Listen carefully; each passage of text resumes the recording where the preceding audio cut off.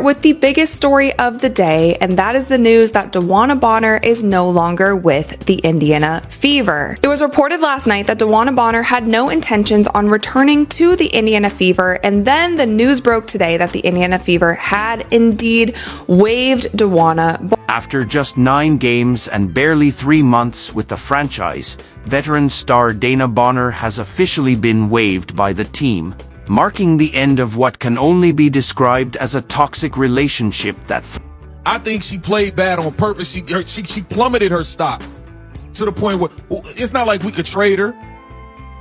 It's official. It is official, y'all. We have waived Dewanna Bonner per a source. League sources told the Indy Star. And we're also re-signing Ari McDonald, which is good news. We all wanted Ari back, right? That's good news. But we got to tackle this Dewanna Bonner thing first. I think this was a scam. I think we just got hustled. And I think the fix was in on this from the beginning. From the beginning. The writing was on the wall from the very beginning.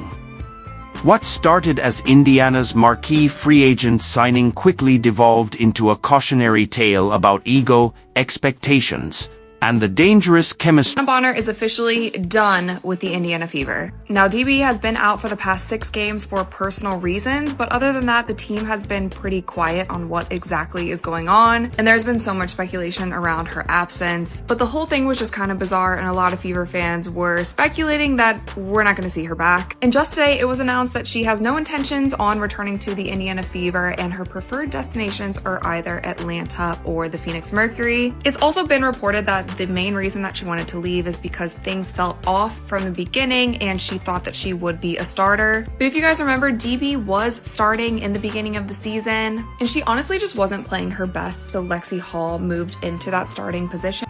Bonner's departure from Indiana represents far more than a simple roster move.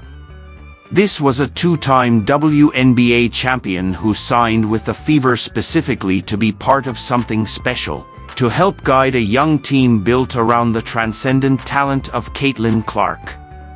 Instead, what we witnessed was a veteran player who couldn't stomach. But I did hear that Dewanna Bonner was not exactly thrilled with the situation, and it may have been more basketball related than anything else, which appears to be confirmed by this news.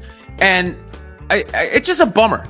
Let's call it a Dewanna Bonner bummer, because she didn't live up to the expectations for the team. Obviously, the situation didn't live up to her expectations. It creates more of a mess for the players who are still there.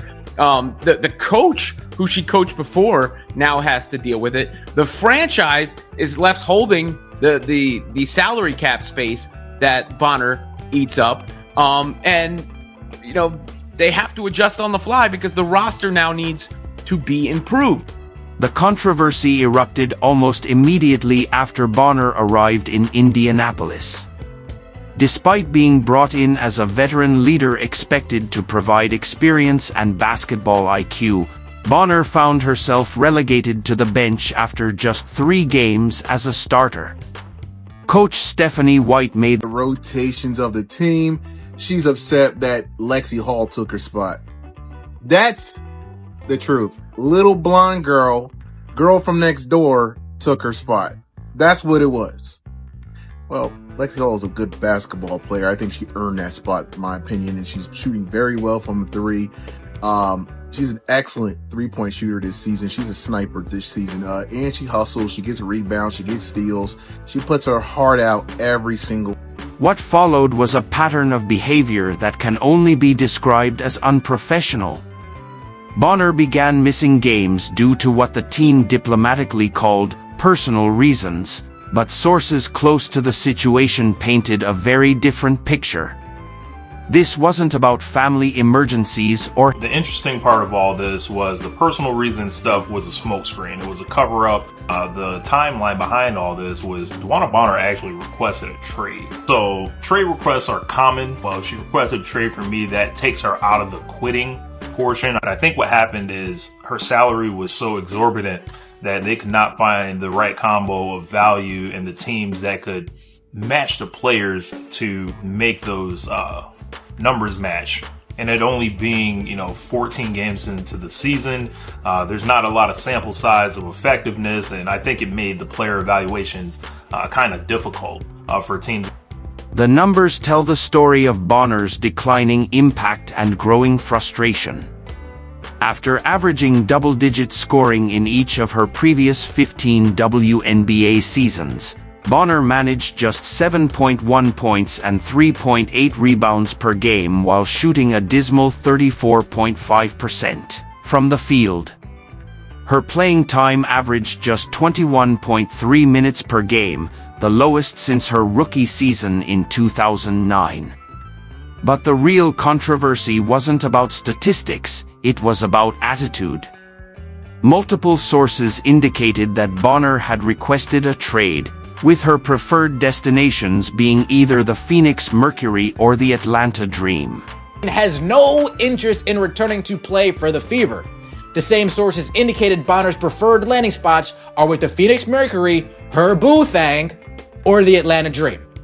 Bonner's agent, Mike Kuhn, had no comment regarding his client's standing with the Fever. No comment is a comment. No explanation is an explanation. If we were trying to get back, we would have said, oh, we're trying to get back. We're trying to work some things out behind the scenes so both parties are satisfied moving forward. We don't even get that. That speaks volume. Brittany Griner's presence in Atlanta adds another disturbing layer to this developing narrative. The 6 feet 9 inches center has already established herself as one of the most controversial figures in women's basketball, particularly in her interactions with Clark. The pattern of physical play Griner has exhibited against Clark has been troubling. Multiple game analyses have documented unnecessary contact, elevated screens, and what experts have characterized as targeting behavior toward the league's most marketable player. The fact that Griner's foul rate in games involving Clark significantly exceeds her season average suggests either poor game management or intentional targeting. Now, athlete competing at the highest level, I'm a perfectionist and you want to be really good every single night. And, when you're not, that can frustrate you. But I think it's just reminding yourself of why you play this game and, how much fun you've had doing it over the course of, however many years it's been since you were a little kid. So I don't think that's changed at all. That's the reason I still play. And, this is what I've always dreamed of. So, for me, it's just fun and it's just a game at the end of the day.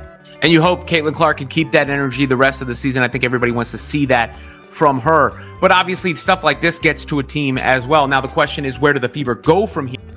The timing of Bonner's departure couldn't be more telling.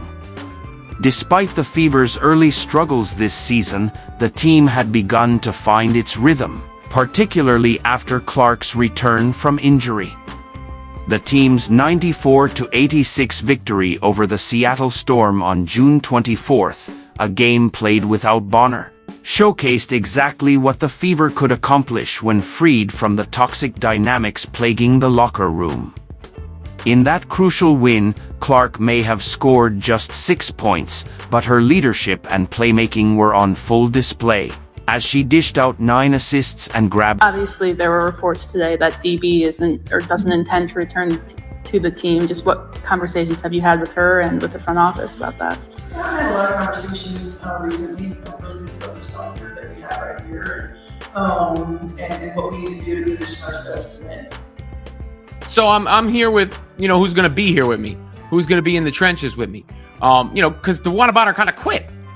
I don't know if there's a better word for it. She kind of.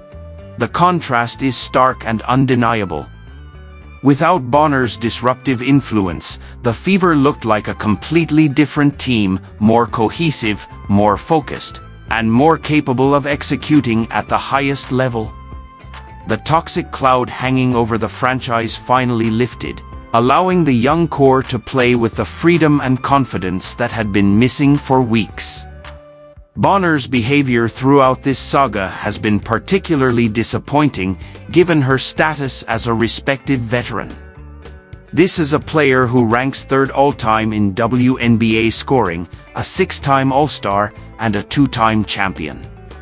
Yet when faced with a reduced role, rather than embracing the opportunity. The organization's willingness to grant my request to move on, particularly at this point in my career. I wish the Fever great success as they continue to build around this dynamic group of young players. Man, whatever, bro. We should have held her hostage. You ain't going nowhere. How about that? You gonna sit out your 16th season in. How about that? What, man? Get her up out of here. Can Bree Turner be next? I want all them Connecticut. Get them up out of here. Pack them up. Get them up out of here. Natasha Howard can go too.